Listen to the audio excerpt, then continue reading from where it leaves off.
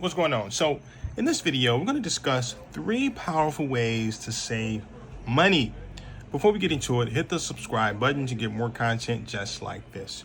So the first thing, I think, which is the most important thing, is to understand your why. Why are you saving money? Because once you understand your why, it will give you motivation to follow through with your plan of saving money. But if you really don't have a why, you will fall back into the habit of not saving money. And so there are a number of things you can think about that determines your why, right? And everybody's situation is different. You have some people that want to save for a down payment for a house, or want to save for retirement, or would like to pay down their debt, or they would like to pay for their kids' college tuition, or save for just a rainy day. And some people don't, some people just save for the purpose of just saving money. So I think once you understand the why, you can figure out how you're going to save money, right?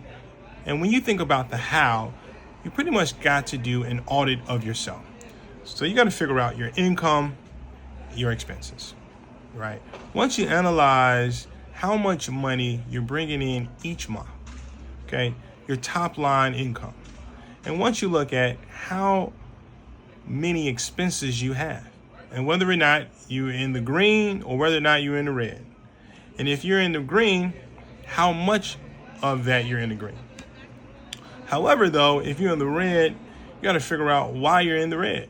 Is it that you simply don't make enough income, right? You're cutting costs in many different ways in your life and you just don't make enough income?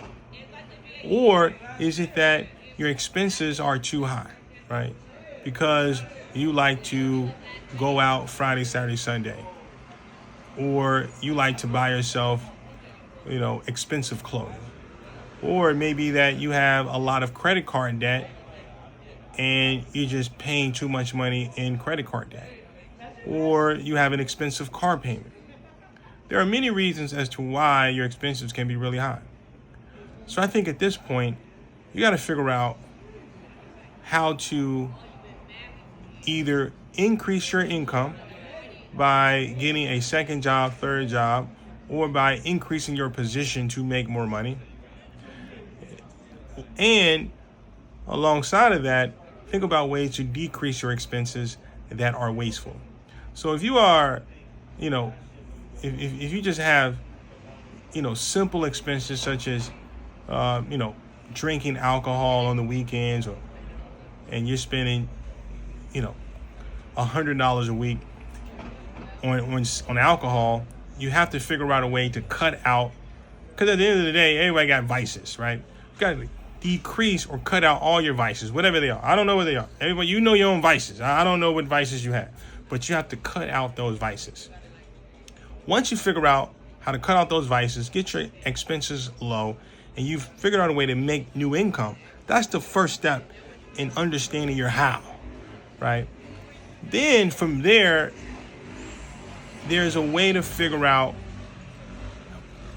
a goal that you have, right? Once you understand the goal, right, you can sort of figure out what does it take to get to that goal.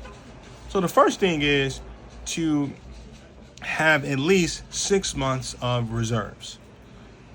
That means all your bills can be paid without you ever working for 6 months straight. We're talking housing, food, phone, car, you name it. Everything should be paid without you lifting a finger. Once you get that first part under control, the second part is, for me, I think one has to save for their retirement. So it's about putting 10% a week towards an index fund. And I got a whole video about index funds and how they work, what they are, and how they can really help you in the future. Okay? Saving for retirement. Now, you may have a Social Security, or you may have a 401k with your company that you work for. That's fine. So you've already checked box that, right? So you got your retirement account set up. So if you got that with your job, you're good. If you do not have that with your job, you need to go out there, get an account with Vanguard, start depositing $100, $150 a week into a Vanguard account. I love Vanguard. The costs are really low per month, and it's free to buy, free to sell. You should do really well. Once you figure out that part there, the next part is to figure out, okay, what goal do I want to achieve, right? And why do I want to achieve this goal? Is it that I want to, buy a house in the next year or the next 2 years? How much of a deposit is it going to take me to buy a house in the next 2 years? If that's $20,000, then you start to figure out a plan to get there, right? Now, before that part though, if there are other things that's stopping you from saving money aggressively, like if you have high credit card debt, then you have to address those things first. So the third plan would be to attack any outstanding debts that you got, whether that's debt, credit card debt, school debt, whatever it is. Figure out a way to use your extra income to pay down those things. Now that may take a year, it may take 2 years before you can even start to plan out buying a house, because you don't want to buy a house and you have high credit card debt, right? All your expenses got to be low, so therefore your mindset can be really good when buying a house, right? Or if you say, I want to, buy a business, or I want to invest in a business, right? Or I want to buy a new car, right? You got to be able to understand that you want to do those things with conscience, right?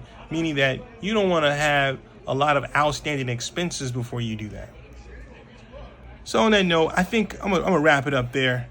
I think this is a good framework to start to be able to save money, understand your why, and then you can figure out your how. Until the next time, take care.